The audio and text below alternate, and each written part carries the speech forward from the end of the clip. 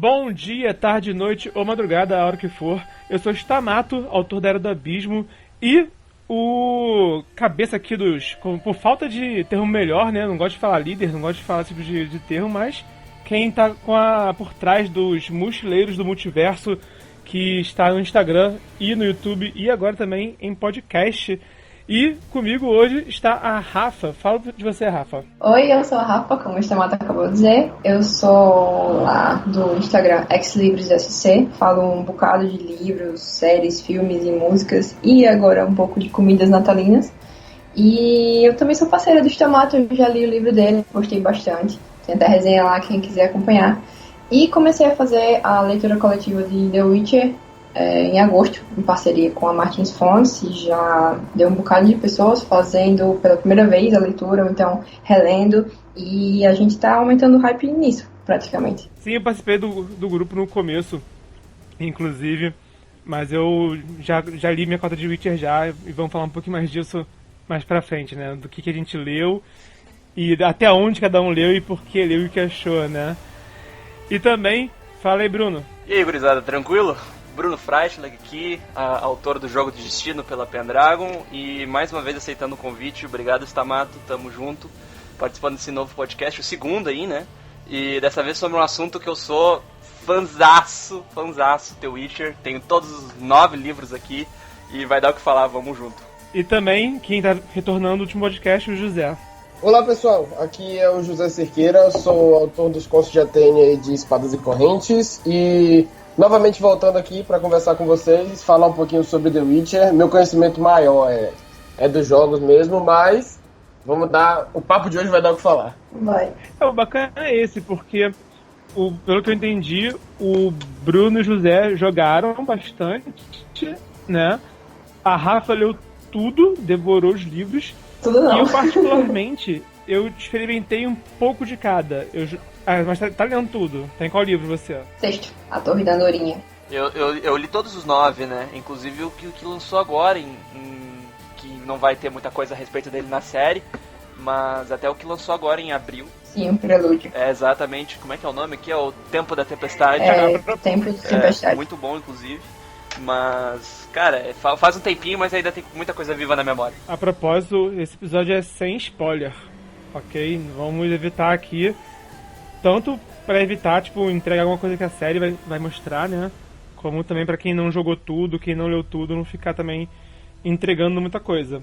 E vamos ainda falando dos livros, então, que eu acho interessante, inclusive, né? Porque o Witcher, ele começou com contos. Era publicado em revistas no começo, se não me engano, lá na década de 80. E eu sei da origem, que foi um concurso cultural que o Sapolsky ficou, acho que, em terceiro lugar. Mas é curioso, né? Mesmo não tendo ficado em primeiro, ele seguiu em frente com o personagem e fez a carreira dele. Há quem chame ele de Tolkien polonês, inclusive, por conta de ser a referência de fantasia medieval na Polônia. E eu acho que a lógica do Sapolsky também é bacana, que ele pensou o seguinte: bom, quando a gente precisa de um trabalho sendo feito, a gente contrata um especialista. Se a gente quer um sapato, a gente contrata um sapateiro. Se a gente quer uma ferramenta de aço, a gente contrata um ferreiro. No mundo que existiria monstros, existiria uma profissão dedicada a caçar monstros. E aí surgiu o Witcher. Tanto que nas origens do personagem, até assim, o Geralt, ele é pouco aprofundado no começo. Ele é um caçador de monstros, e você vai conhecendo assim, vai conhecendo o mundo, vai conhecendo os monstros, vai conhecendo um pouco da aventura, que sempre tinha ali um plot twist, né? Nunca era uma coisa simples, nunca era simplesmente o Geralt chegar e matar o monstro e acabou. Sempre tinha ali uma pegadinha, um catch, que ele tinha que cuidar de alguém. E isso, tinha dilemas morais, uma coisa que é bem interessante. Acho que faz parte, né, do Witcher, espero ver isso na série, né? Ter esses conflitos morais o tempo todo nas histórias. E o que eu acho bacana, inclusive, que acaba que eu não sei bem o que a série vai fazer, né? Mas esse formato inicial do Witcher de contos acaba combinando muito bem com o que a gente vê tanto nos jogos em relação às missões paralelas. Tem muita história assim pequena, né? Tem pequenas histórias dentro da história maior. Então isso combina com o ritmo dos livros. E se a série seguisse uma pegada parecida, né? Eu acho que não vai ser uma coisa estilo o monstro da semana, por exemplo, no Supernatural. Tem um modelo de monstro da semana. Cada episódio tem um monstro que eles têm que desvendar. Combinaria com o Witcher, sinceramente, mas não acho que é esse caminho que eles vão levar pra série. O pessoal tava falando por que trazer a Yennefer e a Ciri logo na primeira temporada. Aí ela disse que teria medo, entendeu, de deixar, por causa dos 2 primeiros livros serem compilados de contos, teria medo de deixar aquele o monstro do dia, o monstro da semana. Então resolveu antecipar para poder ver as perspectivas delas na história. Na minha opinião ali, o que a série vai fazer, na verdade, é trazer os contos chaves, né, dos 2 primeiros livros, que foram a introdução dos personagens, a origem dos personagens, né, e depois partir por terceiro, cara, quando entra a questão da Ciri e tal, Sintra pegando fogo. Eu acho que, inclusive, a série, a primeira temporada vai acabar, se não na metade, mais ou menos no final do terceiro livro. E já foi confirmado, né, que os primeiros episódios vão ser adaptações dos contos que tem no primeiro e no segundo livro, né? Então, pra depois começar a história de verdade do The Witcher, né? Eu acho que é promissor, cara. Inclusive, quando a gente olha os contos que vão ser analisados, que vão ser adaptados, vão ser os melhores, né? O conto do carniceiro de Blaviken, né? Quando ele ficou famoso lá na alcunha. E também o do como ele conheceu a Yennefer, o Último Desejo vai estar também. Vai estar o... Acho que é do... Como é que é aquele conto? Que ele vai num jantar com a rainha de Sintra. É uma questão de preço. Ah, eu sei. E exatamente, uma questão de preço. Ele conhece o ouriço. Do ouriço, exato. Exatamente. E esse conto, cara, é o principal, é o fio condutor, pode dizer que começou tudo ali, sabe? Toda a história do The Witcher começou naquele conto. Pra mim ele tem uma importância, assim, inestimável. E eles vão adaptar esse conto, já deu pra ver bastante cenas no trailer, eles no banquete. O ouriço, inclusive, apareceu no banquete. Então eu acho que... Eu ainda tenho algumas ressalvas da série, mas pelo menos no começo eu acho que ela vai ser bem promissora. Porque é difícil a gente saber quando foi que o Sapkowski começou a, de fato, desenvolver uma história, uma saga.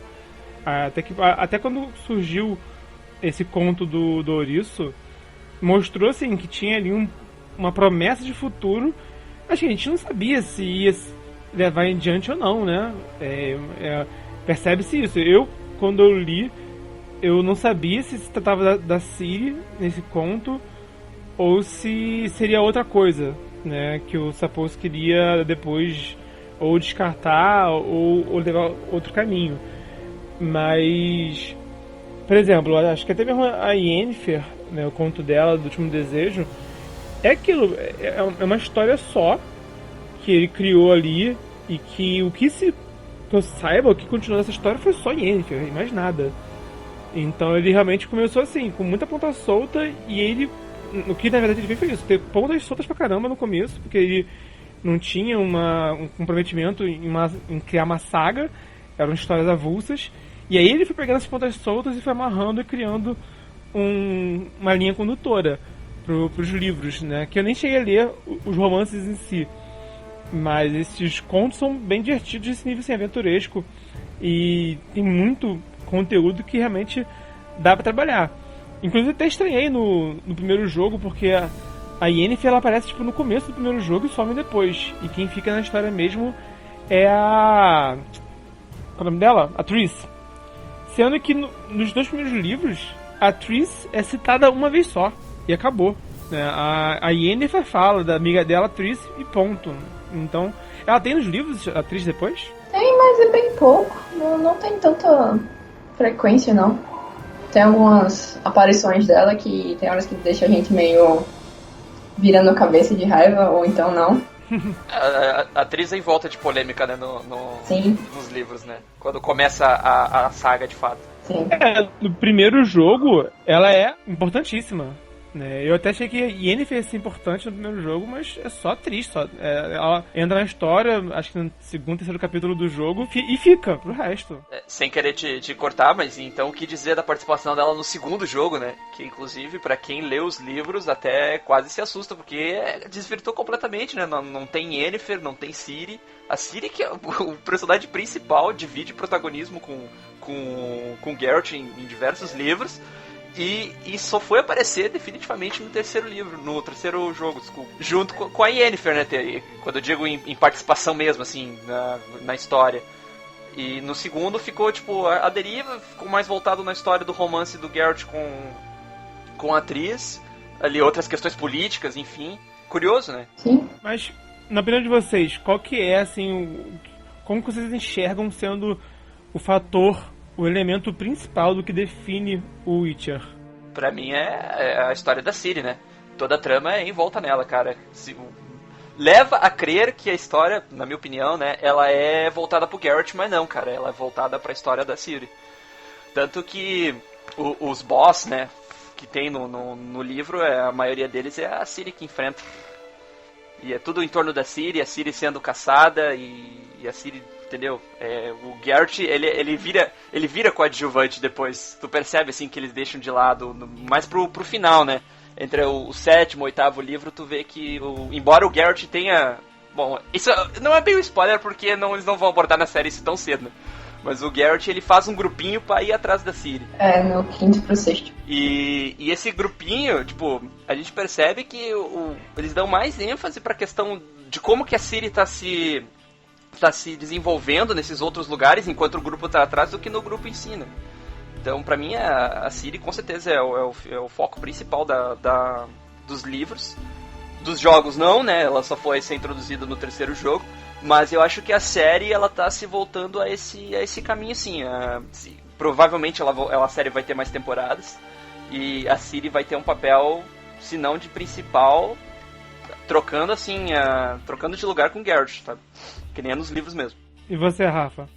Pois é, eu também concordo bastante com essa linha, mas eu acho que também, fora a Ciri, acho que o Witcher trata um pouco mais sobre as escolhas e os relacionamentos, porque os dois primeiros livros, que são os contos, a gente conhece mais o Geralt está mais em foco, apesar de ter outros personagens e outros ambientes, mas a partir do Sangue dos Elfos, que é quando realmente começa com os romances em si, aí a gente vê toda essa linha, essa teia de relacionamento, de família, de escolhas, porque uma coisa que a Yennefer sempre quis ter um filho, só que ela não podia porque ela é uma feiticeira. O Geralt não pode porque ele é um bruxo. Então a Ciri meio que vira filha deles e eles ficam aquela família lá desajustada, mas que sempre faz tudo um pelo outro, entendeu? Eu acho que uma das coisas pra mim, até o que eu li até agora, no sexto livro, A Torre da Andorinha, a coisa mais forte que fala é sobre isso, sobre família, sobre relacionamento. Até quando você vai e o que você faz pra, sei lá, salvar ou ajudar alguém que você ama. Porque eles já sofreram. E a Ciri, então, nem se fala. Nossa, tu já tá na Torre da Andorinha, então tu já passou pelo tempo do desprezo ali, né? Acho que é tempo do desprezo, sim. Né? Que ela vai, bom, enfim. Sim. A guria sofre, cara. Tá louco. Sofre demais. Coitada.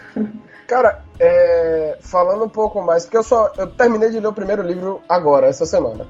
Então, eu acho que falando um pouco mais da experiência que eu tive, tanto não só no livro como no jogo, meio que, eu acho que, não sei se você lembra, mas aquilo que eu comentei do segundo capítulo do seu livro, que é a questão, tipo, da moralidade. Então, eu acho que durante cada conto do livro e cada missão que faz o Geralt nos jogos, tem sempre uma escolha moral e tem sempre algo que divide o pensamento daqueles que estão ali, sacou? Sim, isso vai ter até o final.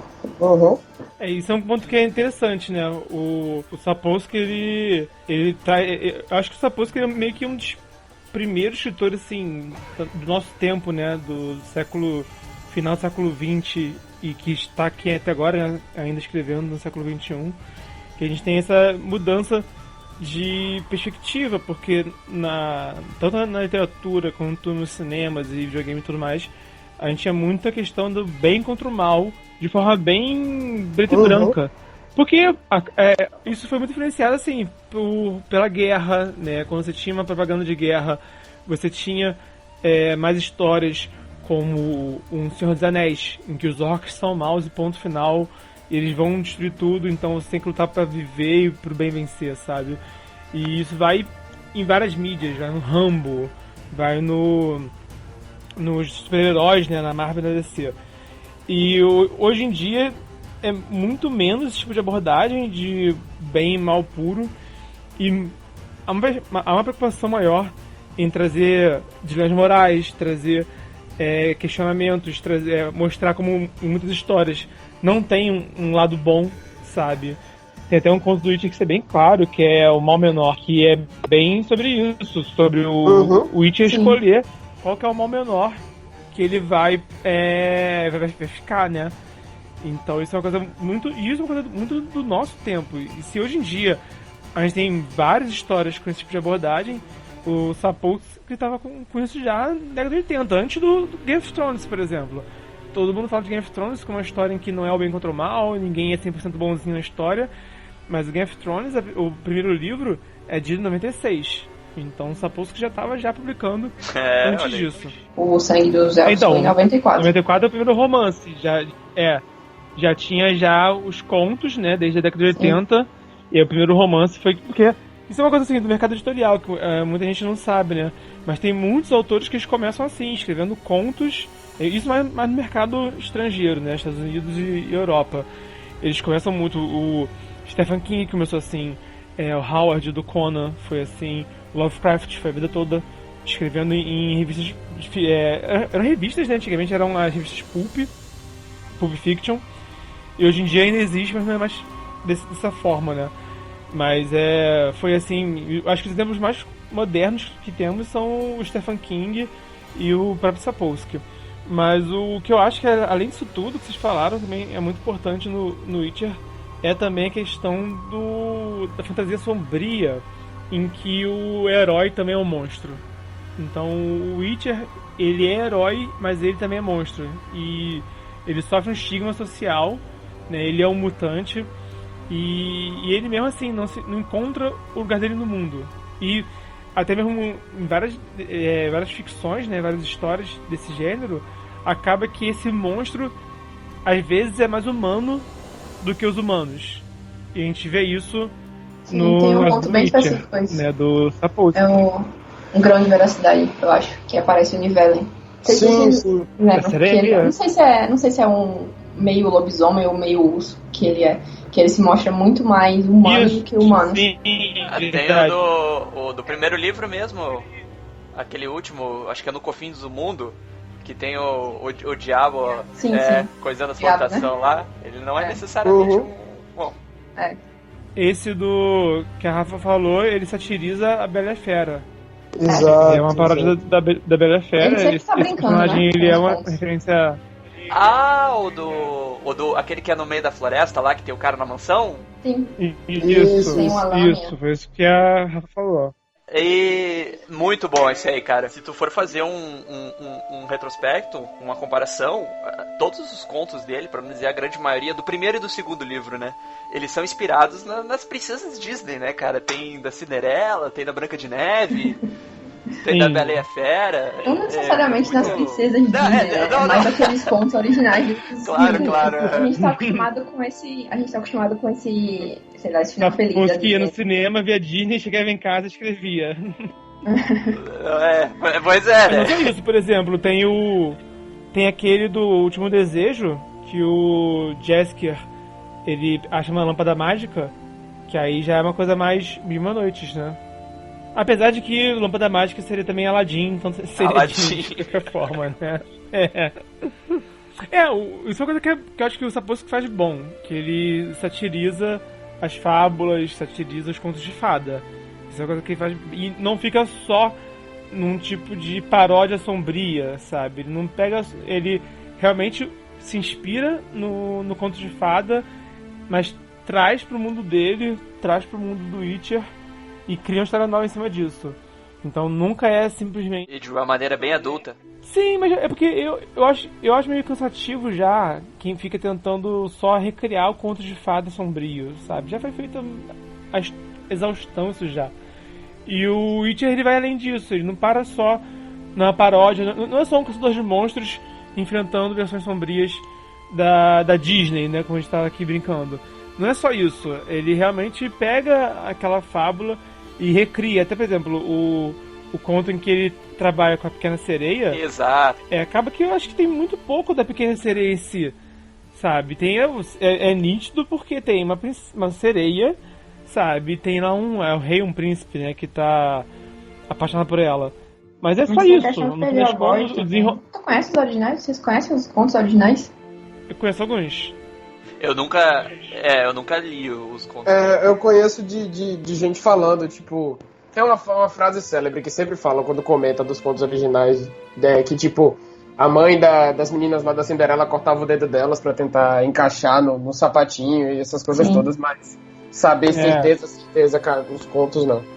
Pronto, então nesse estilo, todos eles. São bem sombrios, bem sanguinolentos. Cada um deles é assim. Porque a gente tem mais aquela mente no caso da Disney. Pequena Sereia, ela não é tão sanguinolenta não, mas ela é bem trágica. Mas é realmente muito diferente do que a da Disney, no caso da Pequena Sereia. Tanto que o pessoal, né, esqueci qual é o país de origem da Pequena Sereia, mas o pessoal desse país, eles detestam a Disney porque eles acham que distorceu, que sabe, não respeitou o mito original. Na fala original, tipo, por exemplo, ninguém tem nome, a bruxa, a princesa, o rei, ninguém tem nome, e não chega a ser assim macabro, mas é triste, porque no final das contas ela se ferra, né? Ela vira espuma no final, em resumo é isso, sabe? Então tudo que ela faz, ela sacrifica à toa, no fim das contas. Mas é porque muitos dessas fábulas também tinham a função de assustar a criança pra criança se comportar, sabe? São as versões antigas da história do menino e do lobo, sabe? Era basicamente isso. E por exemplo, se não me engano, da Cinderela, a moral da história mesmo era não se meta com a nobreza. Era os plebeus ensinando seus filhos a não se meter com os nobres, porque os nobres eram perigosos. Então tinha muito isso também, tipo, não ande na floresta, né? O mais claro é o lobo mau, né? Não ande na floresta porque tem um lobo mau que vai te comer, sabe? Faz todo sentido naquela época isso. O Sapolsky, além de fazer essa adaptação, ele é interessante como ele gosta de transparecer como o ser humano é podre, né? Nesses quesitos. Porque é aquele negócio de... Não é sempre o monstro que é o monstro, né? O humano também é um monstro. Mas tem bastante uma mentalidade daquela época, né? De manipulação, de trazer que o ser humano não é um bonzinho o tempo todo. Intriga política, né? Isso, intriga. Principalmente intriga, né? O que mais tem é intrâmite político. E se tu for ver, todo conto dele é imprevisível, né, cara? Tu não sabe como vai acabar. Assim. Sim. Tu pensa que tá de um jeito, quando vê, dá uma reviravolta e vai pra outra e tem um final triste. Isso é verdade. Isso aí que o Bruno falou. Tá triste, é um final feliz. No Sapolsky, uma coisa no Sapolsky que até me lembra o Bernard Cornwell, é que ele gosta de retratar o mundo medieval, né? Tem uma preocupação assim em ser um pouco fiel, né? Lógico, o Bernard Cornwell ele escreve literatura histórica, então ele pesquisa o fato histórico e recria na narrativa. O Sapolsky não, é uma fantasia, mas ele busca muito da tradição, né? Dos bailes, como que de fato era, como que era a relação dos países, né? Mas uma coisa que me lembra muito o Cornwell, né, no Sapolsky, é que ele sempre cria uma ordem de cavaleiros e sempre dá treta. Porque de fato isso acontecia muito. Na era medieval surgiu-se muitas ordens de cavalaria que tinham um discurso nobre, mas que na verdade estavam servindo o interesse de alguém, estavam servindo a algum propósito e geralmente com um comportamento autoritário bem problemático. Então, não sei nos livros, mas tem aquele Coração Flamejante, Rosa Flamejante, a ordem da... Qual que é o nome da ordem? É Rosa ou Coração? Da Rosa Flamejante. Isso, Então, é um caso bem interessante. É a ordem da rosa Então, flamejante. a ordem da rosa flamejante tem ela todo tem um nos livros discurso também. muito, muito bonito. No caso do jogo, tem até um personagem que ele é um cara meio iludido, que ele acredita no ideal, mas ele acaba servindo essa instituição totalmente corrupta, totalmente intolerante, sabe? Totalmente racista. E que de fato acontecia? Muitas ordens de cavalaria reais tinham um discurso de proteger o povo cristão, proteger os pobres. Mas na verdade estavam caçando judeus, estavam caçando muçulmanos, sabe? Estavam saqueando outras cidades. Então isso acontecia muito no mundo medieval, no real, né? E que o Sapolsky, um dos pontos também é que o Sapolsky também tem isso do mundo medieval que ele retrata, e especificamente da cultura polonesa, do folclore polonês, dos monstros poloneses. Tem muitos monstros que a gente nunca ouviu falar, mas quando a gente vai ver e pesquisar, é tradicional da cultura polonesa. Cultura eslava, né? Bastante coisa. Sim, ele traz muito isso de lá. Eu acho bem bacana isso. Quando o escritor, vocês que são escritores também, é bem legal pra mim, que sou leitora, ver um pouco do lugar onde aquela pessoa nasceu e viveu e trazer pra pessoas que não conhecem. Entrando nesse tópico, eu trago elementos da cultura gaúcha na minha história, sabe? Quando dá pra encaixar, é claro. Uhum. Tem a questão do chimarrão. Bom, eu trago, eu acho interessante. É muito interessante. E é bom saber que tem leitor que realmente aprecia esses detalhes. Né? Tem sim. Aqui no Brasil, quem estaria nesse caso é o Eduardo Spohr, porque no Filhos do Éden, no primeiro livro da trilogia, eles vão na Amazônia e ele não chega a usar a palavra curupira, mas aparecem criaturas que são curupiras, né? Do pé virado ali. Não, mas a descrição que ele mostra é muito irada, do cabelo pegando fogo, sabe? Deles estar escondidos na floresta. Então, e de fato, cara, eu sinceramente, é porque se a gente for ver o curupira que a gente desenhava no colégio, sabe, em época de trabalhinho, de cultura brasileira, sabe, e se ficava amarelo, realmente o curupira é um bichinho bonitinho. Mas se a gente for ver o mito real, eu acho que assim, é uma criatura interessante, sabe, um ser com cabelo de fogo e o pé virado, e um ser e é um ser mágico, né? Um ser que ele pode fugir, né? Ele pode sumir na floresta, sabe? Então você é presa dele, né? Se você não respeitar o ambiente dele. Então eu acho um mito bacana, acho que dá pra usar isso em fantasia sim. Tá nos meus planos, inclusive, futuros, mas enfim, fala dessa poxa. Imagina o Geralt caçando curupira, cara. Ô, ia ser uma coisa muito legal, hein? Cara, cabe. Caraca. Cabe, sinceramente, cabe. De tudo que ele enfrentou, de todo monstro que ele já enfrentou. Dá uma espadada, arranca a perna dele fora. Ia ser bem interessante. Os poeiros que a gente encontra no jogo são muito parecidos. Pois é. E tu falou de bueiro também, eu me lembrei de um conto que eu acho que é do segundo livro, que o The Witcher, além de tudo, ele aborda muito a questão social, né? Ele tem um conto que aborda exclusivamente a questão da urbanização e do lixo, sabe? Que tem uns bichos que começaram a se adaptar. Sim! O fogo eterno. E ele tem que ir lá matar o bicho no lixão, sabe? Eu acho muito legal isso, cara. Pra mim, na verdade, é o grande ponto. Uhum. Um ponto que o Sapolsky também ele foge, né, dessa questão de representar o mundo medieval, mas faz uma brincadeira com o nosso mundo contemporâneo, e eu achei isso bem feito pra caramba. Tem um episódio do Doppelganger, em que tem um monstro que se disfarçou de um anão e tá meio que roubando dinheiro do anão, ele tá gerindo os negócios do anão. Exato, cara. No lugar dele. Só que assim, o que acontece? Mostra uma parada meio bolsa de valores. Só que, cara, é impossível no mundo medieval ter né? aquele tipo de economia dinâmica. Tipo, se você pensar no nível de fantasia, sim, beleza, tem... Não, eu só ia dizer que o Sapolsky é economista, né? Sim. Então, na verdade, tava demorando até pra ele lançar alguma coisa. Ele é tipo. economista? Sim, ele é economista. Explica muita coisa. É genial, cara. Esse conto é genial. Agora entendi muita coisa. eu achei bacana, porque no fim das contas o cara tá, tipo, fazendo altas manobras comerciais geniais. Ele tá usando um termo, assim, um tanto técnico até, mas é uma forma até mesmo de satirizar o nosso mundo real. Então, isso eu achei bem bacana do que ele fez. Mas tem um ponto que eu acho que eu tenho o dever de comentar, e é uma opinião minha um tanto polêmica, quero ouvir a opinião de vocês. Eu particularmente parei de ler Witcher, eu li 2 livros e eu parei de ler porque eu tava achando a narrativa muito machista. Não sabia que Eu quero você saber ia a opinião de vocês.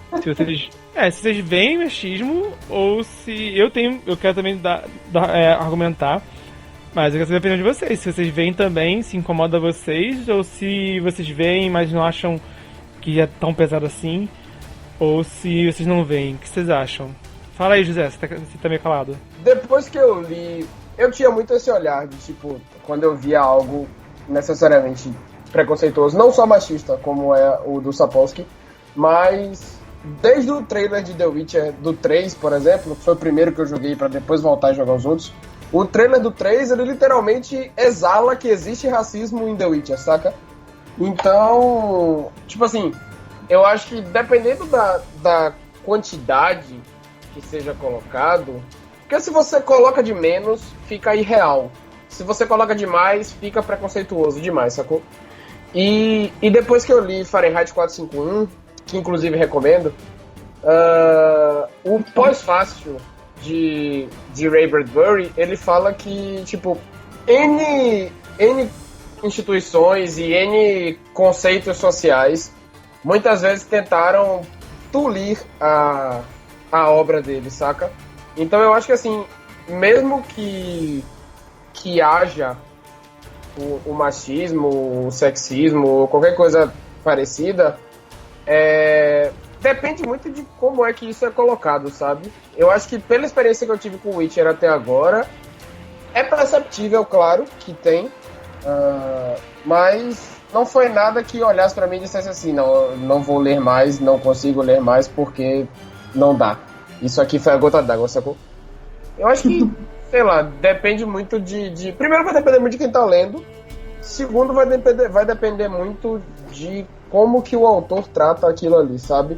Porque, tipo, se alguém quer tratar preconceito com homossexual demonstrando o preconceito, mas de uma forma que não seja apoiando, aí de boa, saca? Mas se só demonstra e entendeu? Fica meio complicado de saber. Depende muito da situação. Eu acho que depende muito da situação.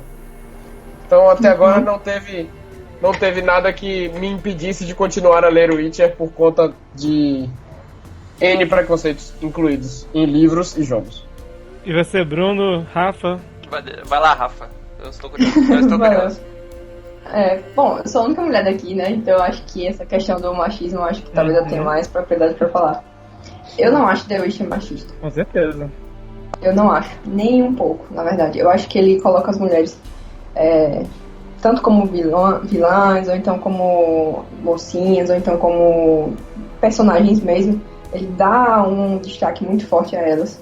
Até perguntaram em uma entrevista se ele odiava mulheres, ele disse que não, porque falaram, não, mas a maioria dos personagens que são vilões são mulheres. Ele disse, eu não percebi isso, é porque eu conheço muitas mulheres, entendeu? Então, eu acho que essa questão de sexo ou de machismo em The Witcher é uma coisa leve, é natural isso, entendeu?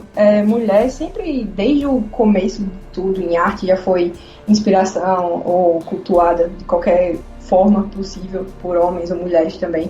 Em toda a história a gente vê isso. E eu não acho que The Witcher seja particularmente um jogo ou um livro, uma série de livros machistas. Eu acho que eles tratam até bem. Eu acho que as mulheres tratam muito mal o resto, entendeu? Eu acho que talvez o Geralt, por exemplo, eu acho que ele sofre muito mais, em alguns casos, do que a Yennefer, por exemplo. Nessa questão de, sei lá, de gênero, digamos. Muitas vezes ele se lasca muito mais do que a Yennefer. É interessante a gente ressaltar uma diferença entre um livro que aborda o tema machismo e um livro que tem uma escrita machista, né? São duas coisas diferentes. Sim.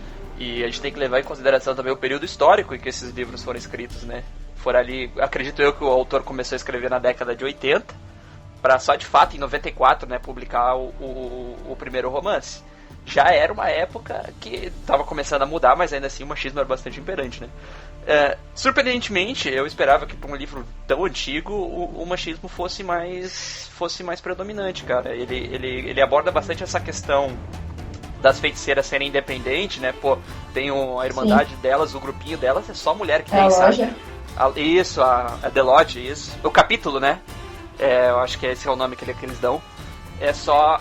na tradução dos livros tá como loja, mas eu acho que nos jogos é... Nos jogos é capítulo, exato. E tem só mulher, sabe? E dá pra ver como elas lidam, como elas influenciam toda a política de todos os 4 reinos, sabe?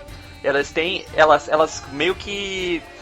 Tipo, bota uma conselheira do rei em Teméria, e depois bota outra em Nilfgaard, e assim, elas ali naquele grupinho delas... Desejam casamentos e tanta coisa, como se elas estivessem segurando as cordas da marionete. Exatamente. É isso que eu tenho a impressão, praticamente. Exatamente, elas manipulam toda a história praticamente, sabe?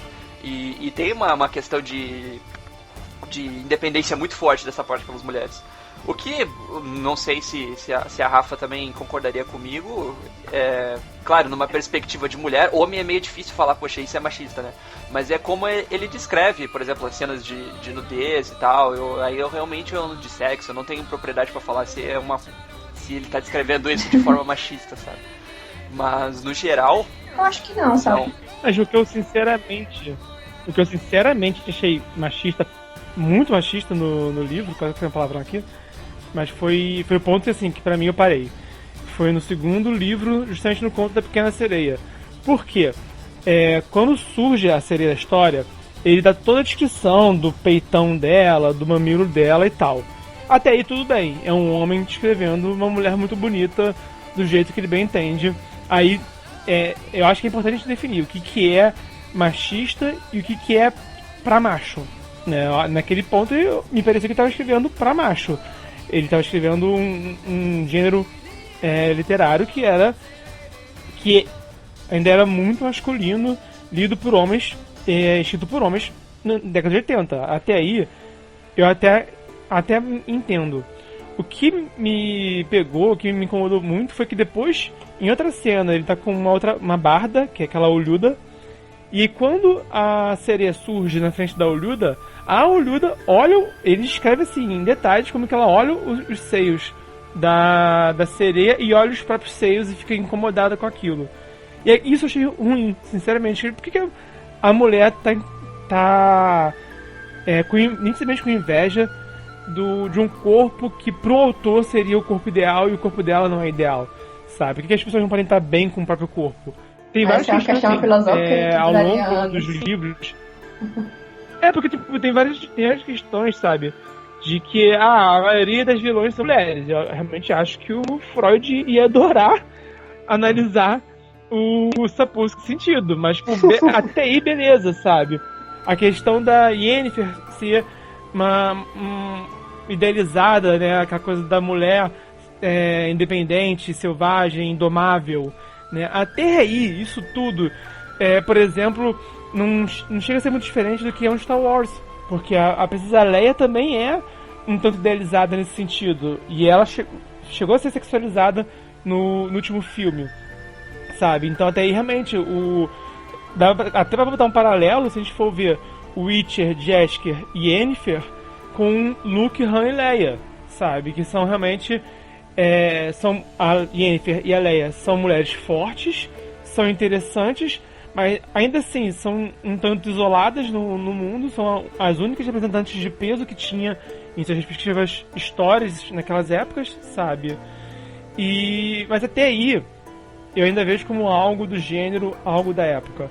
Mas essa cena da olhuda tendo inveja dos seios maravilhosos da sereia, sabe? Foi, entre outras coisas que eu tava já identificando na história. Uma outra cena que me incomodou, por exemplo, é um conto que tem é o primeiro conto do segundo livro, que tem um dragão lá na história. Porque tá o Geralt falando com o cara que tá contratando ele lá, e ele tem duas guarda-costas, que são duas mulheres que quase não falam. E aí, quando os dois estão conversando lá, jantando juntos, o cara vira assim, escolhe uma. Mas, tipo, como assim escolhe uma, sabe? Isso é uma objetificação um tanto pesada, sabe? Então, não é, tipo, todo livro, não é todo capítulo que acontece, não é o tempo todo, mas eu acho que tem alguns pontos que são, assim, bem agudos, assim, que um pouco mais berrantes do que só uma mulher idealizada, do que só poucas mulheres, do que só realmente aquela coisa que a gente vê o tempo todo por aí, sabe? Eu acho que ele vai um pouquinho além sim. Assim, é interessante novamente destacar que esses contos, os 2 livros de contos, eles meio que destoam no sentido da escrita pros próximos livros do romance, né? Dá pra ver que tem uma mudada de gênero ali, né? E esse do conto da Pequena Sereia, por exemplo, bom, se for pensar, tem um contexto machista, é claro, porque ela abandona as próprias pernas, a própria cauda de sereia, né, pra ter as pernas e ficar do lado do príncipe lá. Sem motivo nenhum pra fazer isso. Apesar da dor, né, que tem o pretexto da dor, que ela sentiria muita dor fazendo isso, e mesmo assim ela opta pra ficar com o príncipe, e o príncipe, tipo, literalmente não faz nada pra ficar com ela, entendeu? Eu achei a conclusão desse conto bem broxante, porque não teve sentido nenhum, sabe? Ela cedeu a ele sem motivo nem pra ceder, sabe? Ela cedeu pelo amor. Não acho que seja uma questão completamente machista isso, não. Acho que algumas pessoas, seja mulher, homem, ou o que quer que seja, às vezes precisam sacrificar tudo que eles são por uma coisa talvez melhor, entendeu? É isso que se chama um sacrifício. Não seria um sacrifício se fosse uma coisa fácil de fazer. Todo mundo faria. Mas é um sacrifício que não é merecido.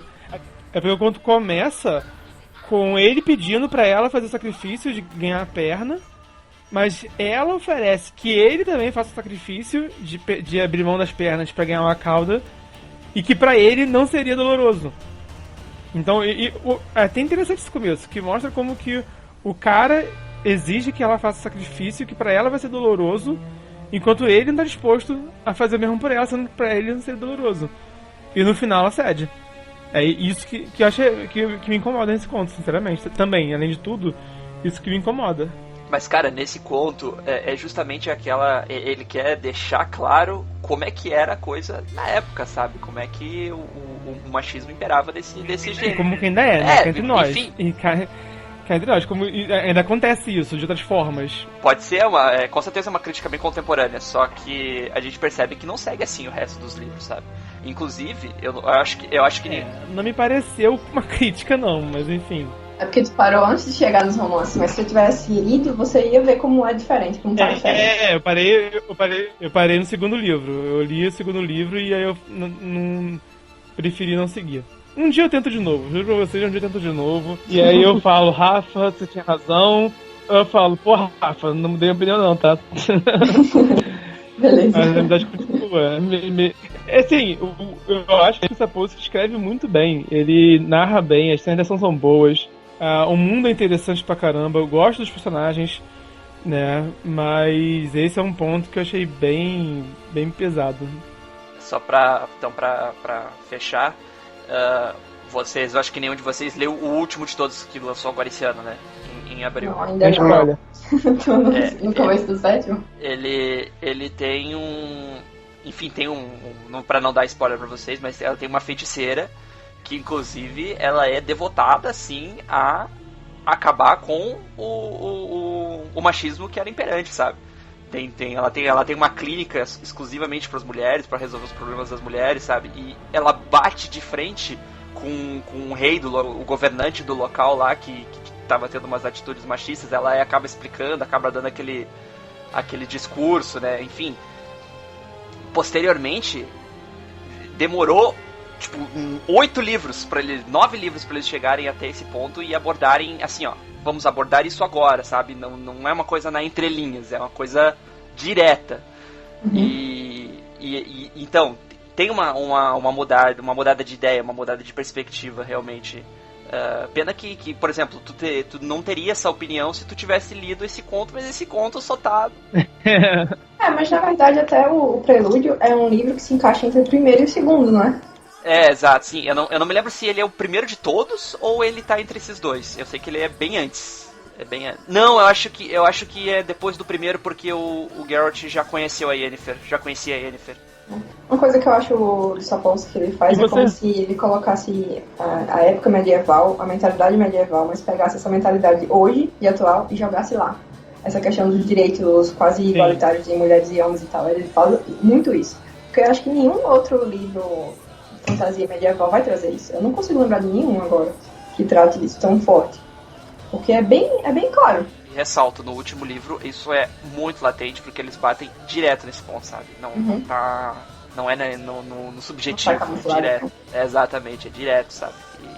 E é muito bom, cara. O que esse autor faz com essas questões sociais trazendo pra fantasia é brilhante. Ele faz a gente pensar e questionar o tempo todo. Nem tudo aquilo que parece realmente é. E de uma maneira bem trágica. É fantástico. É uma coisa que tem no primeiro jogo e que eu achei muito atual, coincidentemente, é a questão dos não-humanos. Porque há um conflito entre os humanos e os não-humanos no primeiro jogo. É um dos temas centrais da história. E eu acho que hoje em dia acaba dialogando muito com a discussão dos imigrantes, sabe? Que a gente tem aí no mundo afora. Porque os humanos meio que colonizaram o mundo, tiraram as terras dos não-humanos e em alguns casos até subjugaram os não-humanos. Só que agora tá tendo esse conflito, né? Porque aí tem a questão desse avanço desenfreado dos humanos e até que ponto também os não-humanos estão reagindo para ter assim, a terra deles de volta, para ter o poder de viver, mas até que ponto eles também não estão querendo ir até qualquer consequência e chacinar inocentes à custa disso. E a gente vê isso acontecendo nos dias de hoje, quando a gente vê esses países que estão em conflitos armados muito violentos e que tem gente fugindo para a Europa principalmente, sabe? A gente tem que lembrar que muitos desses conflitos de hoje em dia foram aquecidos durante a Guerra Fria, sabe? Quem armou esses países foram os países ocidentais. Muitos países já foram, inclusive, colônias europeias. Então, a Europa, basicamente, fez o neocolonialismo, sabe? Fez o que fez na África, fez o que fez na Ásia, e agora esses países continuam com conflitos num nível, assim, surreal, sabe? Desumano. E quando isso respinga nos países ocidentais, as pessoas não entendem por que isso está acontecendo e acham que não... Assim, lógico, né? Os cidadãos de hoje em dia não têm culpa, lógico que não. Mas houve sim uma intervenção do Estado em décadas passadas, sabe? Então, eu acredito que o que pelo menos o jogo representa do conflito entre os não-humanos e os humanos acaba tendo um diálogo muito contemporâneo do que a gente vê hoje em dia com os imigrantes. Especialmente com a questão do fanatismo religioso, né? Até meio tem que... Isso também. Porque os humanos praticamente detestam os inumanos por causa da igreja do Eternal Fire, né? Do fogo eterno. Uhum. E por sua vez, os inumanos que vivem lá nas florestas, nos bosques, os que não são marginalizados, né? Que vivem nas cidades, eles são completamente agressivos, né? Ele vê um humano e mata. Não tem essa questão de fazer... Não, mas eles não tem nada a ver com conflito, sabe? Passou, levou flechada e morreu. As dríades, né? Eu acho que as dríades ainda elas são humanas. Não são. Só são o povo mais da floresta. Não são humanos? Não, as dríades, elas pegam os humanos e transformam em dríades. Mas é dríade.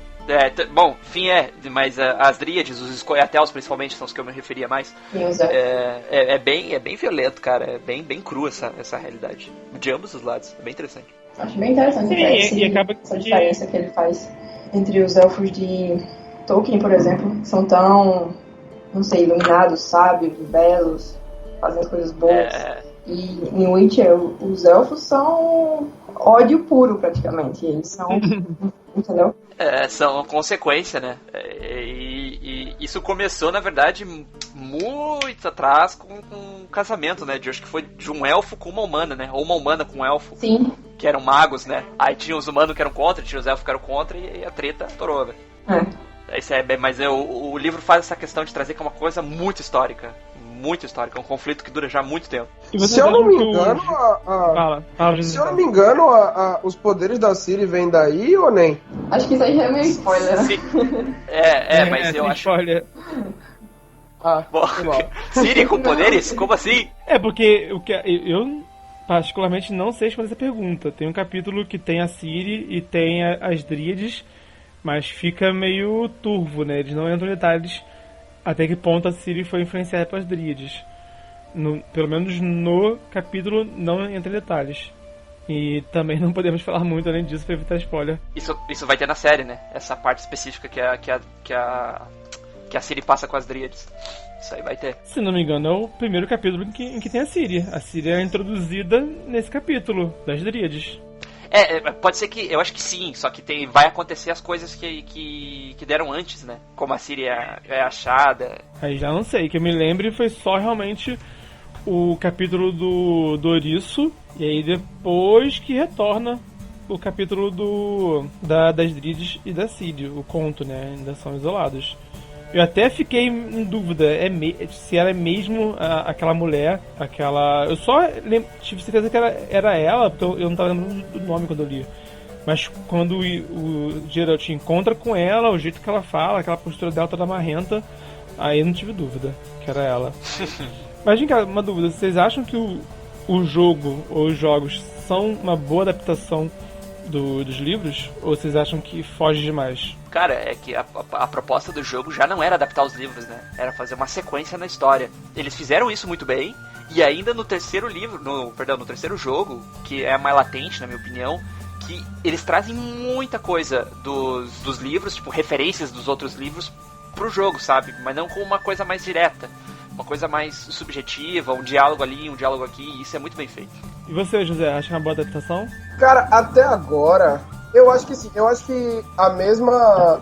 Na verdade, falando mais, vindo dos jogos pros livros. A mesma experiência que eu tive de, tipo, da atmosfera de Witcher nos jogos, eu tenho tido nos livros. Principalmente porque eu joguei os jogos de trás pra frente, praticamente. E aí, o que mais marcou na minha cabeça quando eu li o livro de agora, o Último Desejo, é a última missão da Yennefer no terceiro jogo, saca? E essa ligação que eles fazem são coisas sutis que, tipo, pra quem tá assistindo, pra quem já leu, adiciona, e pra quem tá jogando, você não perde informação, saca? Pelo menos o primeiro jogo, ele, como o Bruno falou, ele é uma sequência, né, da história bem desprendida, bem desapegada.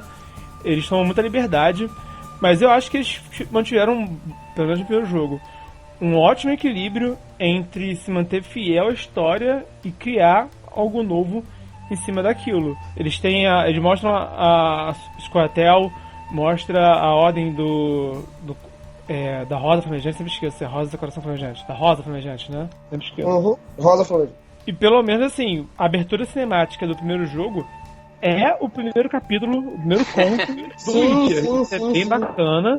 Exato. E essa história em específico, eu não vou entrar em detalhes, mas essa história em específico do primeiro conto de todos do Witcher tem influência no jogo. Então acaba que a história é como se a história começasse com a Striga e terminasse também com todo, não só com a Striga em si, não só com aquela princesa em específico, mas também com todo o reino que ela faz parte. Então isso eu achei que ficou bem bacana. Mas também assim, tem algumas partes que o jogo toma uma liberdade bem pesada também. Eu gostei particularmente. Mas no primeiro jogo, por exemplo, tem uma cena em que você luta em nome da Dama do Lago, que tem no livro, não tem? Em outro livro vai ter a Dama do Lago. Tem e não tem. Eu não sei o seguinte, até que ponto ele usa a Dama do Lago da lenda arturiana. Pelo que eu joguei no primeiro jogo, aquela Dama do Lago é bem a referência aos mitos do rei Arthur, da espada Excalibur, né? Só que assim, no jogo, ele luta em nome dela contra Dagon. Dagon, que é um monstro Lovecraftiano. Então, assim, fugiu pesado do Sapkowski. Eu adorei, particularmente. E ainda mais que eu vi, poxa, Lenda Arturiana versus Lovecraft, eu achei genial. Quem for fã purista dos livros, eu imagino que não deve ter gostado desse tipo de liberdade poética, sabe? Mas eu achei sinceramente que rolou um bom equilíbrio entre criar algo novo e desapegado dos livros, mas ainda assim manter aquele clima do livro, manter quem é o Geralt, né? Manter aquele jeito dele turrão também, aquele jeito dele sarcástico também, sabe? Então eu achei que ficou bem fiel e ao mesmo tempo bem diferente. Sim, mas o Sapkowski também ele brinca muito com essa questão de dimensões. Acho que é uma coisa que tem lá pra frente, né? Eu ainda não sei completamente sobre isso, acho que o Bruno vai saber melhor.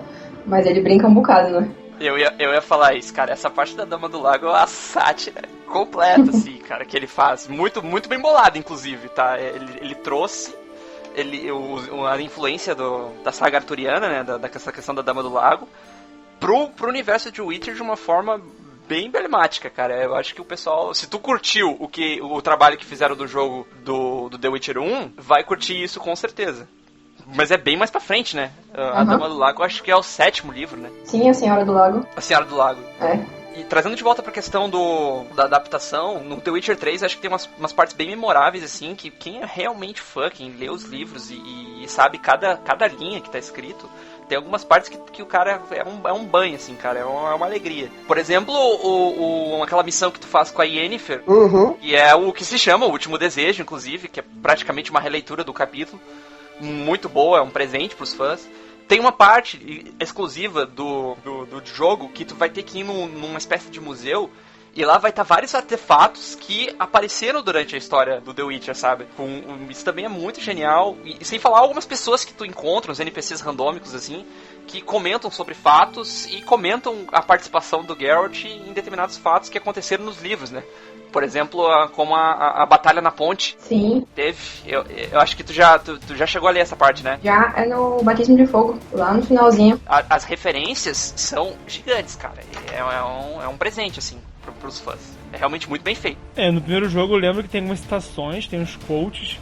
Por exemplo, no começo do primeiro capítulo do jogo, você vê que escolhe se você protege ou não uma bruxa lá. E no final de contas, dentro da minha escolha, o Witcher fala, eu escolhi o Mal Menor. E tem um capítulo chamado Mal Menor. Mal Menor. No livro. Então tem esse tipo de coisa que rola. E também o Witcher no jogo ele tem amnésia, que é a forma fácil de você fazer um personagem não lembrar do passado dele.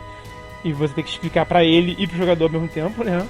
O que aconteceu com ele. Mas assim, quando você vai vendo as histórias dele, sempre são em referência ao jogo. Ao jogo não, desculpa, aos livros. Mas eu não sei assim também, eu tenho que também parar pra pesquisar.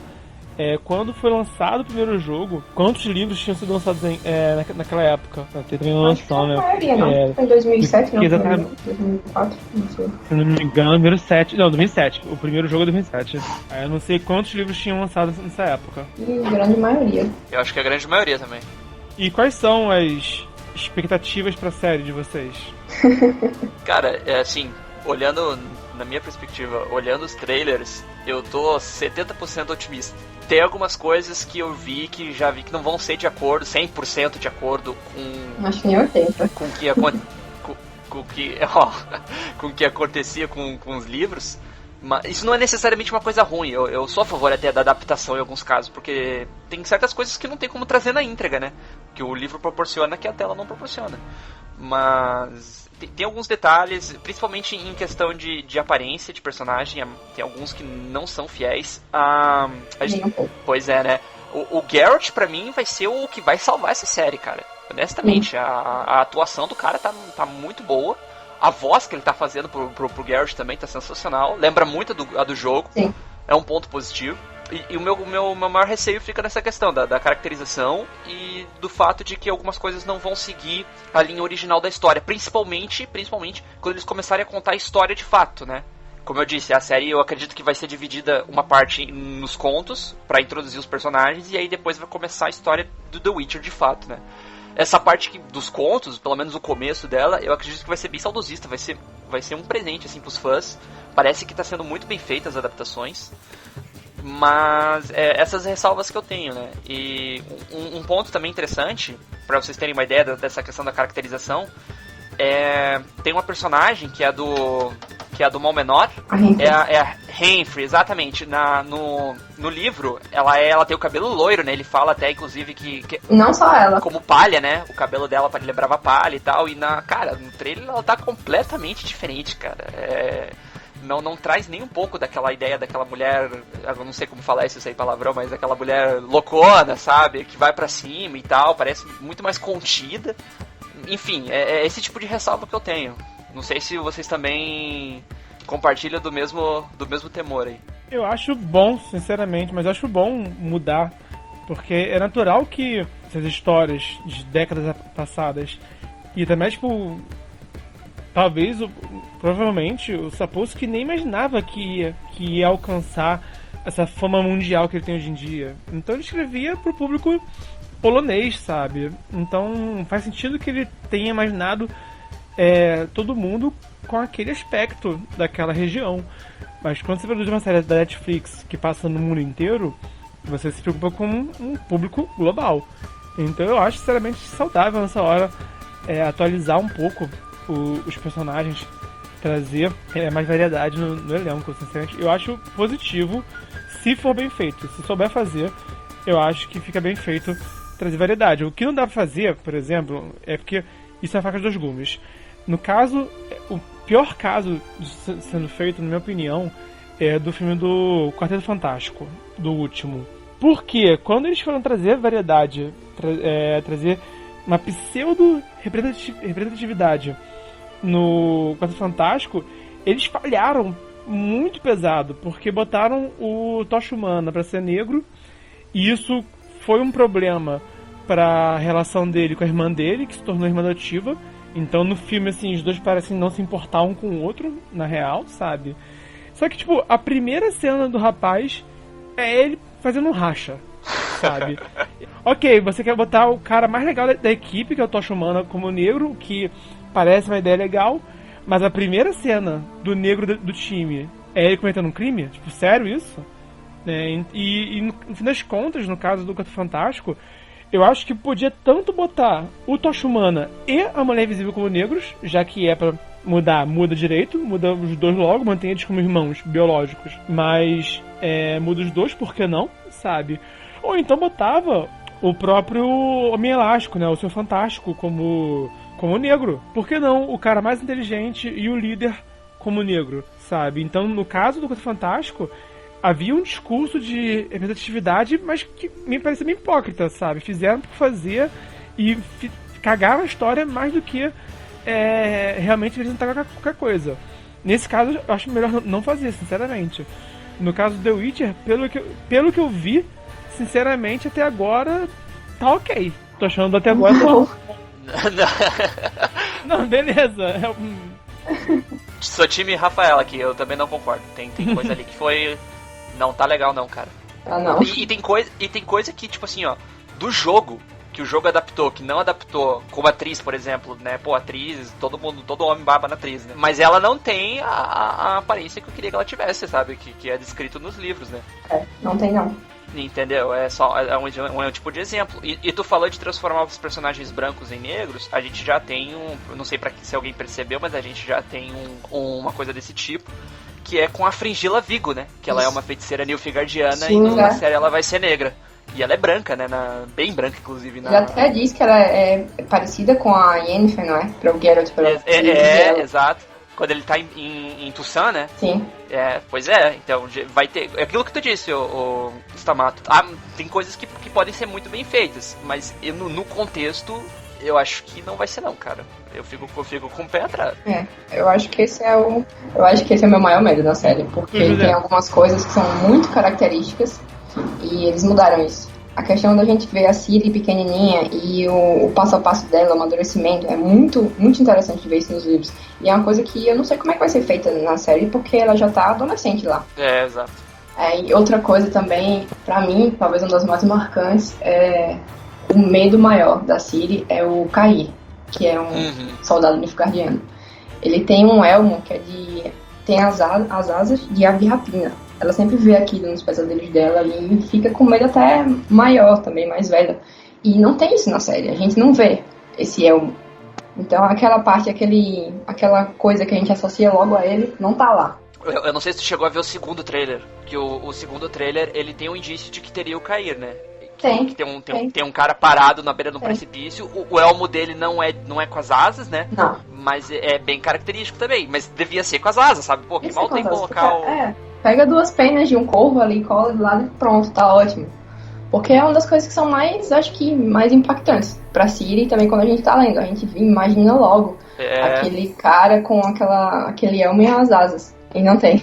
E é uma coisa assim que muito latente. Se não fosse um detalhezinho ou outro, mas é uma coisa que acompanha a história até os capítulos finais, sabe? Isso. A questão da Renfrey, que ela é diferente nos livros, já não é tanto assim importante, porque ela tem uma... Exato. Apesar de ter um papel importante pra vida do Geralt, ela não tem aquela importância inteira também em outros meios.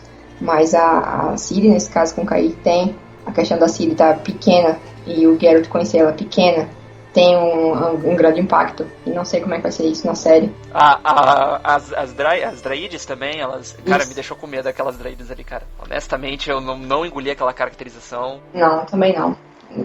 Parece uma coisa muito...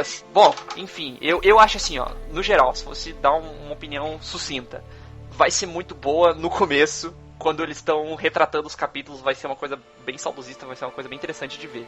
Aí quando começar a história de fato, eu acho que a série vai começar a cair, sim. Eu acho que quem for mesmo super fã mesmo, que queira ver todas as coisas fiéis ou mais fiéis possíveis, se for achando que vai estar desse jeito na série, vai se decepcionar. Mas eu acho que se for tranquilo assistir a série, tendo na mente que não, o pessoal tem liberdade criativa, pode ficar uma coisa boa mesmo tanto diferente, aí sim, vai achar uma série boa. Porque em termos de CGI, por exemplo, os monstros, a fotografia, tanto como a caracterização de alguns personagens do Geralt, principalmente, como o Henry, eu acho que tá fantástico isso daí. E as lutas também, o pessoal tá falando lá fora também que tá sensacional. Boa, Rafa, tu sem querer me alongar aqui, eu tô tomando muito tempo do podcast, mas tu abriu 2 pontos interessantes aí. A fotografia dessa série tá sensacional. Quando eu vi as cenas do Geralt, passava muita vibe do livro. Essa questão da fotografia. E um medo que eu tinha também é como é que eles iam interpretar o Geralt nas cenas de luta, porque se a gente for ver no livro, ele fica muito explícito que ele é um mutante, entendeu? Que ele tem velocidade anormal, que ele tem a visão diferente. Ele é um super espadachim, né? Tá pulando pra lá e pra cá o tempo todo. Fica dando pirueta o tempo todo, e nos trailers, o Geralt faz isso, sabe? Vê que ele tá ali rechaçando ataque atrás de ataque e já atacando. Bacana, esse é um ponto positivo, muito positivo, inclusive. É o que eu disse, se o que vai salvar essa série vai ser a atuação do Geralt, com toda certeza. Eu vou pegar o embalo do Bernardo aqui pra falar, porque eu acho que eu sou muito da galera que espera acontecer pra poder começar a ter coisa pra reclamar, sabe? De tipo... Eu acho que muita gente falou de Heath Ledger como Coringa e ele fez um Coringa excepcional. E coisas assim, sabe? Então, pensando em escolha de ator, escolha de elenco, modificar é natural. Não é você dar uma de J.K. Rowling e querer botar representatividade onde não tem, saca? Eu acho que eu falei algo bem polêmico agora, mas... Opinião, né, cara? Fazer o quê? Então, eu acho que assim, minha expectativa da série tá altíssima, mas eu espero não me decepcionar. Porque depois do que rolou em Game of Thrones... eu vou ser sincero, no parênteses, eu já esperava que a última série do Game of Thrones, a última temporada, fosse horrível, cara. Todo mundo esperava, mas ninguém acreditou. A gente esperava depois do... A gente esperava que ia ser ruim porque tava já ficando ruim há muito tempo já, né, cara? Foi ficando ruim. E aí, da metade pro final, a gente realmente fica na expectativa. Exato. Mas no caso do Witcher, né, tá sendo muito elogiado essa temporada. Os críticos que tiveram acesso estão elogiando muito. Em especial pelas cenas de ação. Eu acho que o Henry Cavill, ele não tem cara de Geralt, sinceramente. Eu também não. Geralt, essa eu tô com o Bernardo. Mas tudo bem. Isso é porque, inclusive, o Geralt com algum tipo de sex appeal é coisa do terceiro jogo. Sabe? No primeiro e no segundo jogo ele não é atraente. No livro também não é, sabe? Ele é descrito como um cara estranho, assim, feio, sabe? E se for ver, assim, qualquer ilustração dele antiga, a imagem dele antiga, nunca era um cara atraente. E aí, no terceiro jogo que deram meio que um retcon na cara dele, né? Refizeram a cara dele. E o Henry Cavill tá seguindo essa linha do terceiro jogo, sabe? Tanto que tem cena, tem já imagem comparando o Geralt na banheira no jogo e na série, sabe? Então, mas sinceramente, tudo bem, sabe? Mas eu preciso fazer uma adenda. Falar que o Geralt não parece com o Henry Cavill é renegar a capa do primeiro livro. Porque... Qual capa? Mas qual capa também? Não, a do primeiro. Que ele tá de lado. A primeira edição brasileira que trouxe, antes de mudarem a capa e botarem a capa dos jogos. Eu acho que aquela capa ali, se você olhar aquela capa e olhar o Henry Cavill de lado, é quase o mesmo cara. Eu acho que não. Não, pra mim, eu não tenho a reclamar. Eu gostei do casting. Ainda mais, eu tinha dúvidas. Aí quando eu comecei a ver o trailer e vi que o cara tava dando a alma pra atuar como Geralt ali, eu aposto minhas fichas. Então, o ponto o Henry Cavill é um ator excelente. O cara é um ator muito bom, ele tem cacife. Eu acho que ele, inclusive, merece que essa seja, assim, a série dele, que seja o trabalho dele dos próximos anos, sabe? Exato. Porque hoje em dia também, né, no meio dos filmes da série, Hollywood e Netflix, etc., percebeu-se que o ideal para os atores, né, o que faz eles ficarem ricos mesmo, é ter um personagem pra vida toda, sabe? Então, eu acho que isso começou nos últimos tempos, né, no mundo moderno, começou com o Tom Cruise Como Sempre Possível, que é a série dele de estimação, sabe? Série de filmes dele de estimação. E é dele aquilo, ele faz o que ele quer com os filmes e ele é rico com isso, sabe? E aí a gente tem o Hugh Jackman com o Wolverine, né? Tivemos o Downey Jr. com o Homem de Ferro e tudo mais, sabe? Então eu acho, se tudo der certo, o Geralt vai ser esse herói, né, pro Henry Cavill. Eu acho que o Henry Cavill merece, sinceramente, uma carreira longa com o Witcher. Eu acho que o Witcher merece 10 temporadas aí, sabe? Merece aí um longo prazo de série com o Netflix e com o Henry Cavill. Sinceramente, eles merecem. E tô torcendo pra que dê certo. Como eu não li todos os livros, eu li só 2 livros só, eu tô, assim, bem desapegado à questão de fidelidade. Então, eu tô na mesma. Sim, então eu assistindo e ficando bom. E assim, sinceramente, senhores, também outro ponto. Marvel, por exemplo. Os filmes são divertidos e funcionam, sabe? E não são fiéis aos quadrinhos. E tá tudo bem também. Então... E tem filme ruim. Tem filme ruim, mas também que série não tem... É o seguinte, a série não pode ter... Não pode ser que nem Game of Thrones, que ficou ruim, que a série ficou ruim, sabe? Mas tendo assim, um episódio ruim, tendo uma temporada ruim e que depois melhora, e que a série sobreviva com isso, pra mim tá ótimo, sinceramente. Mas isso só o tempo dirá. E eu espero que seja uma série ótima, sinceramente. Mas, sinceramente, e penso o seguinte também, né? Geralmente essas séries, né, começa com um orçamento e vai ficando mais caro. Eles vão investindo mais de acordo com o retorno que a série traz, né? Geralmente. Se seguir esse padrão, é bem possível que o Witcher comece bem e fique sempre melhor. Sinceramente, até porque um dos pontos também que acabou sendo ruim pro Game of Thrones é que eles tinham muito orçamento também pros dragões, saca? Para efeito especial de exército, dos White Walkers, dos dragões. E o Witcher não precisa disso. O essencial é o Geralt, sabe? E algum monstro. E não precisa ser um monstro mega gráfico também, sabe? Então a série ela pode aparecer um monstro assim no final. Tipo assim, os livros, todos eles, né, eu acho que, se eu não me engano, pelo menos uma cena do Geralt caçando um bicho tem em todos os livros.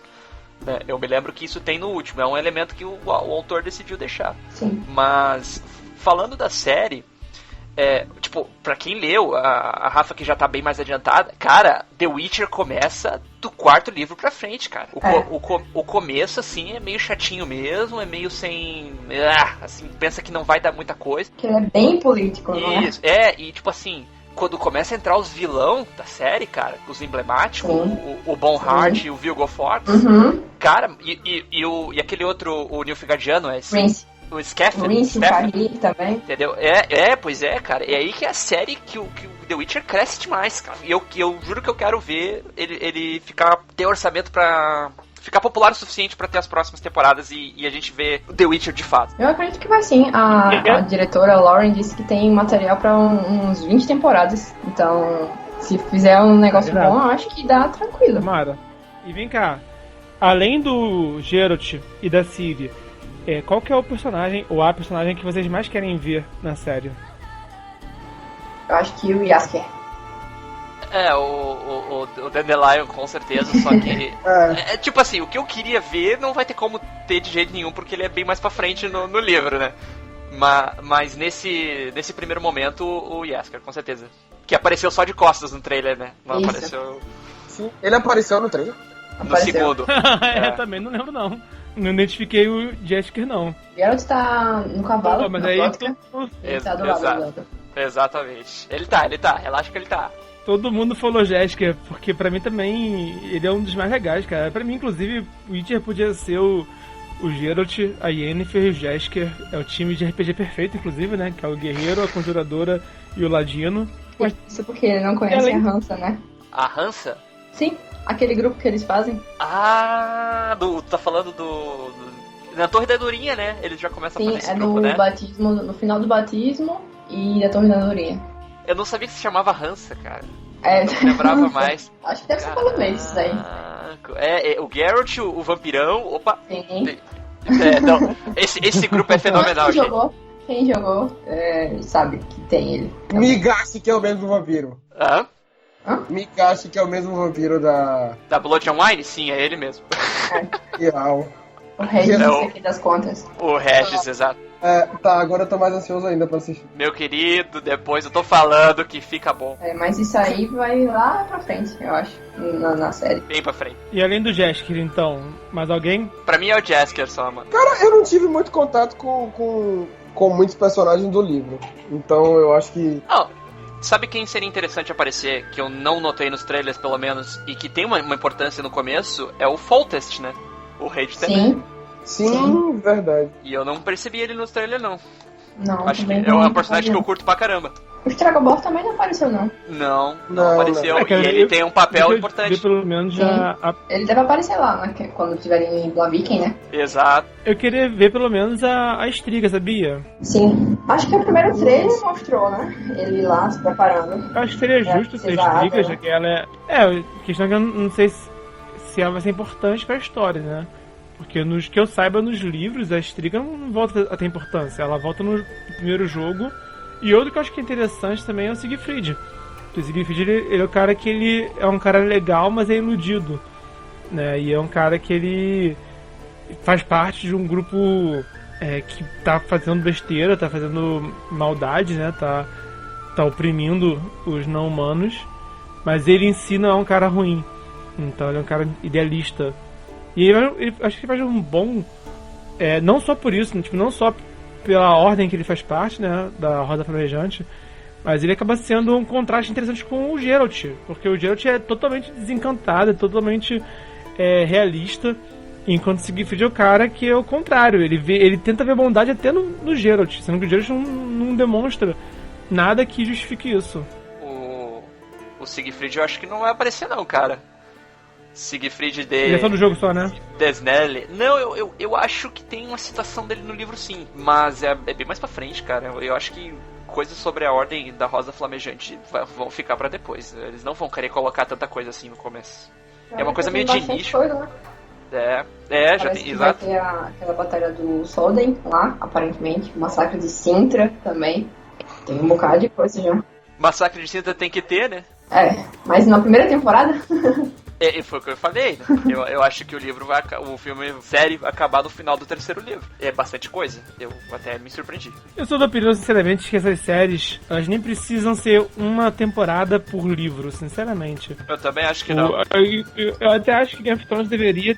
Eu acho que o Game of Thrones acertou quando dividiu em dois, né? Teve um terceiro livro que eles dividiram em duas temporadas. Sim, sim. Foi a coisa mais certa que eles fizeram. E por mim podia continuar assim. Continua dividindo, assim, prolongando mesmo, sabe? Então até mesmo... Até porque geralmente, né, os livros são divididos em arcos narrativos, sabe? Que dá pra você adaptar dentro de temporadas. Então no caso do Witcher, se eles não completarem... Até porque eles não vão mostrar só o terceiro livro. Vai ser inspirado no terceiro livro, mas vai ter também uma introduçãozinha pegando os primeiros, sabe? Os contos. Exato. E tal. Então até mais por isso, por mim, eles podem pegar, assim, algum ponto na história, ou só contar a própria história, e com alguma inspiração superficial, não me importo com isso. Ou então terminar na metade do livro, sabe? Não necessariamente concluir o livro na temporada. Por exemplo, já me surpreendi dos caras terem colocado a Yennefer feia, né? Vamos dizer assim, a Yennefer antes de virar... Sim! Isso aí eu não pensei que ia ter, cara. É uma coisa que tem nos livros, que é falado, mas... Lá na frente. Exatamente, é uma coisa bem depois. Bem depois, sabe? Sim. E a questão da Tissaia e tal, eu realmente não achei que eles fossem incrementar isso aí em um ponto positivo. É uma história que o pessoal não conhece da Yennefer, a maioria das pessoas não conhece. E que é interessante mostrar assim. Mas deve ser flashback, não acho não? Não, eu acho que não vai ser flashback não, cara. Eu acho que eles falaram que iam fazer isso. Eles iam pegar elementos que são do passado, mas que se mostram só lá na frente e fazer uma ordem cronológica. Eu acho que vai seguir por essa linha. Até porque a Fringilla, não é? A gente não vê ela. Não tá mostrando ela no livro quando fala sobre a batalha do Monte Soden. Só lá na frente. Exato. Bem na frente. Bem na frente. Que a Yennefer disse que viu ela lá. Isso aqui. Uma cena que eu queria ver também nos livros seria... Na série, no caso. Mas eu não sei se vai realmente mostrar da forma que eu pensaria que seria legal mostrar. Era tipo as conversas do Geralt e da Nennek e ele lá no tempo de... Ah, claro. Porque eu acho que aquilo ali a gente vê o Geralt bem mais vulnerável do que a gente vê nos outros contos, sabe? Então eu acho que uma mãe pra ele, né? Pelo menos ela age como se fosse uma mãe. Mesmo não sendo, sabe? Eu acho que mostrar aquilo ali seria, tipo, sei lá, mostrar que o Geralt também é, entre várias aspas, humano, sabe? Sim. O Geralt em Kaer Morhen também não... Sim, verdade. É fantástico. Queria que tivesse, mas não vi nada a respeito do trailer, pelo menos eu não prestei atenção o suficiente, mas eu acho que não vai ter nada da história do Geralt com o Vesemir e os outros, né? O Lambert e o Eskel. Eu acho que tem mais gente também tem. O treinamento da Ciri, quando ela é novinha lá, eles acho que não vão mostrar isso, já que não tem... A Ciri já tá começando o adolescente, né? Eu acho que eles não vão deixar de lado essa questão do Geralt conhecendo a Ciri como criança. Eu acho que, na verdade, eles vão mostrar isso como é mostrado no terceiro jogo, sabe? Em flashback, em sonho, essas coisas. Sim. No caso, isso aí seria pra segunda temporada pra frente, né? Exato.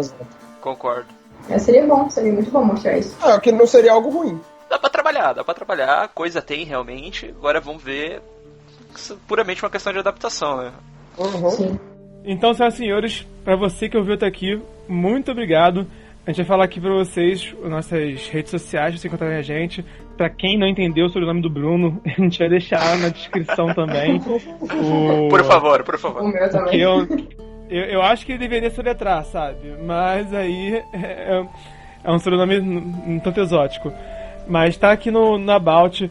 E se você ouviu a gente no Spotify ou no YouTube, fique sabendo que estamos também em outras mídias também.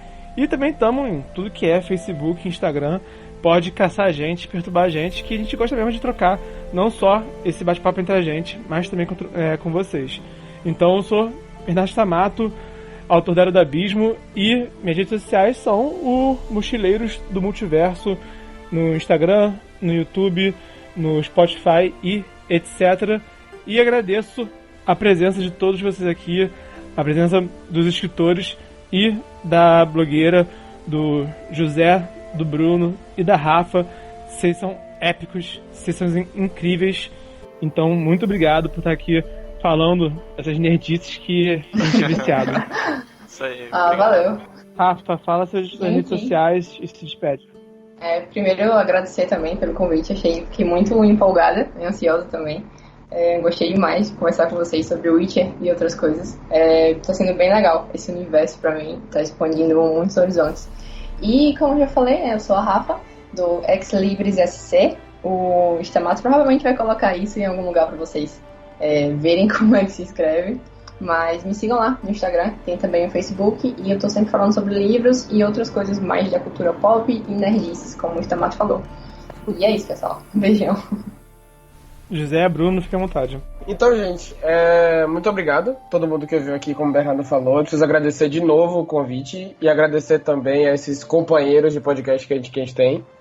Rafa, o Bruno e o Bernardo. Eu sou José Cerqueira, o autor de Espadas e Correntes e dos Contos de Atênia. Vocês podem me achar em qualquer rede social como J. Júnior Cerque ou José Cerqueira. José Cerqueira podem procurar que vocês encontram. Ou Contos de Atênia, qualquer coisa assim vocês encontram. E é isso. Muito obrigado. Valeu. É isso então, né, gurizada? Eu agradeço muito aí pela participação. Stamato já é o segundo podcast. Muito grato pelo convite. Agradeço também a presença aí do José, companheiro. E da ilustre presença da Rafa aí, que está participando com a gente agora na segunda. Obrigado mesmo, é sempre um prazer conversar com vocês. Espero que o assunto tenha agregado aí para quem tinha dúvidas a respeito. Foi muito interessante. Pra mim, né, eu sou um fã fervoroso de The Witcher e a saga em si influenciou muito na minha escrita. E eu digo, né, Game of Thrones foi o que iniciou, mas o que me deixou continuar a escrever com certeza foi The Witcher. Tenho um carinho muito especial por essa saga e tenho muita esperança aí que a série vai ser muito boa. Sou autor de O Jogo do Destino, pela editora Pendragon. Minhas redes sociais vão estar na descrição, mas pra quem entende a pronúncia, é Herr Freischlag. Tá? Por favor, qualquer dúvida, qualquer coisa, é só entrar em contato conosco. Obrigado a todos, grande abraço. E assim que estrear o Witcher Netflix, nós vamos maratonar a série e vamos voltar com mais um podcast dando nossa opinião. E aí sim vai ser com spoiler do que a gente achou da adaptação do Netflix. Então, até breve, valeu!